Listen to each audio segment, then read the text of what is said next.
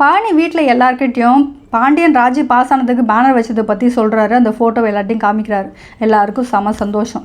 இதெல்லாம் பார்க்குற சின்ன மேசையும் குமாரவேலுக்கும் காதில் புகை வருது. சக்திவேல் எல்லாருக்கிட்டையும் இன்னும் 2 நாளில் குமாருக்கு நிச்சயதார்த்தம்னு சொல்கிறாரு. எல்லாருக்கும் செம ஷாக். அண்ணன் மேலே கொஞ்சம் கூட மரியாதையே இல்லையான்னு அம்மா கேட்க, அண்ணனுக்கு அவர் பொண்ணு தான் முக்கியம், குமார் பற்றி கொஞ்சம் கூட அக்கறையே இல்லைன்னு சொல்ல, இவன் செத்து போனால் கூட அண்ணனுக்கு கவலை இல்லைன்னு சொன்னதும் முத்துவேலுக்கும் வந்து, இப்போ என்ன உனக்கு, உன் பையனுக்கு கல்யாணம் பண்ணி வைக்கணும் அவ்வளோதானே, நிச்சயதார்த்தம் பண்ணு, இந்த வீட்டுக்கு பெரியவனா உனக்கு அண்ணனா நான் அங்கே வந்து நிற்கிறேன்னு சொல்கிறாரு. கோமதி செந்தில்கிட்ட உனக்கும் மீனாக்க என்ன பிரச்சனைன்னு கேட்க ஒன்றும் இல்லைன்னு சொல்லி சமாளிக்கிறாரு செந்தில். செந்தில் கதிர்கிட்ட நான் லஞ்சம் வாங்கினேன், அது மீனாக்கு தெரிஞ்ச மேலே கோவப்பட்டு பேசாமல் இருக்கான்னு சொல்கிறாரு. அதை கேட்ட கதிருக்கு செம ஷாக். நீ ஏன்னா இப்படி பண்ண, நம்ம அப்பா நம்மளை அப்படியே அவ்வளோத்தாருன்னு கேட்குறாரு.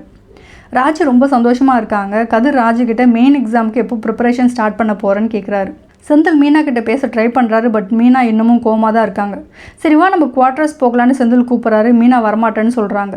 இவங்க சண்டை போட்டு பேசுகிறத வெளியே எதேச்சியாக வந்து கோமதி கேட்டுடுறாங்க.